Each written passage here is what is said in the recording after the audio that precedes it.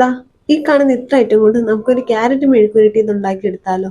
അതിന് വേണ്ടിയിട്ട് ആദ്യം തന്നെ ഗ്യാസ് കത്തിച്ച് പാൻ അടുപ്പത്താണ് വെച്ചത്. എന്നിട്ട് എണ്ണ ഒഴിച്ച് കൊടുത്തേ.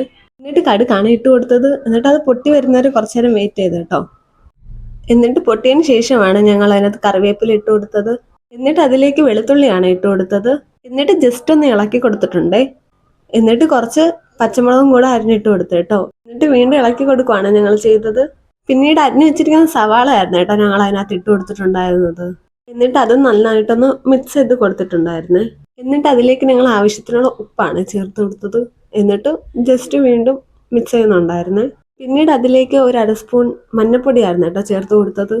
എന്നിട്ട് അത് നന്നായിട്ടൊന്ന് മിക്സ് ചെയ്ത് കൊടുക്കണം കേട്ടോ. എന്നിട്ട് അതിലേക്ക് നമ്മുടെ മെയിൻ ഐറ്റം ക്യാരറ്റ് ആണ് കേട്ടോ ഇട്ട് കൊടുത്തത്. എന്നിട്ട് വളരെ നന്നായിട്ട് നമ്മളൊന്ന് മിക്സ് ചെയ്ത് കൊടുക്കണം കേട്ടോ. എല്ലാം നല്ലതുപോലെ യോജിച്ച് വരുന്നവരെ ഒന്ന് മിക്സ് ചെയ്ത് കൊടുക്കണം കേട്ടോ. എന്നിട്ട് അതിലോട്ട് കുറച്ച് വെള്ളം കൂടെ ഒഴിച്ചിട്ടാണ് ഞങ്ങൾ മിക്സ് ചെയ്തത്. അതൊരു 2 തൊട്ട് 3 മിനിറ്റ് വരെ നന്നായിട്ട് നമ്മൾ മിക്സ് ചെയ്ത് കൊടുക്കണം കേട്ടോ. എല്ലാം നന്നായിട്ടൊന്ന് വേവാൻ വേണ്ടിയിട്ടാണ് ഇത്. ഞങ്ങളത് അടച്ചു വെച്ച് കേട്ടോ. കുറച്ച് നേരം ആവി കിടന്ന് വേവാൻ വേണ്ടിയിട്ടാണ് ഇത്. ഒരു 5 തൊട്ട് 7 മിനിറ്റിന് ശേഷം ഞങ്ങളത് തുറന്നു കേട്ടോ. അപ്പോൾ ഒരുവിധം വേവായിട്ടുണ്ട്. അപ്പം ഒന്നും കൂടെ ഞങ്ങൾ മിക്സ് ചെയ്ത് കൊടുത്തേ അത്. എന്നിട്ട് ഞങ്ങൾ അതിലേക്ക് കുറച്ച് ചില്ലി ഫ്ലേക്സ് ആണ് ഇട്ട് കൊടുത്തത്. ഇത് ഓപ്ഷണലാണ്, വേണമെങ്കിൽ ഇട്ടാൽ മതി കേട്ടോ. പിന്നെ കുറച്ച് മുളക് പൊടി ചേർക്കാനാണ് ഇഷ്ടമെങ്കിൽ അതും ചേർക്കാം കേട്ടോ. ചില്ലി ഫ്ലേക്സും മുളക് പൊടിയും ഒന്നിച്ച് ചേർക്കേണ്ട ആവശ്യമില്ല, ഏതെങ്കിലും ഒന്ന് ചേർത്താൽ മതി. എന്നിട്ട് ഞങ്ങൾ അത് നന്നായിട്ട് മിക്സ് ചെയ്തെടുക്കുകയാണ് ചെയ്തത്.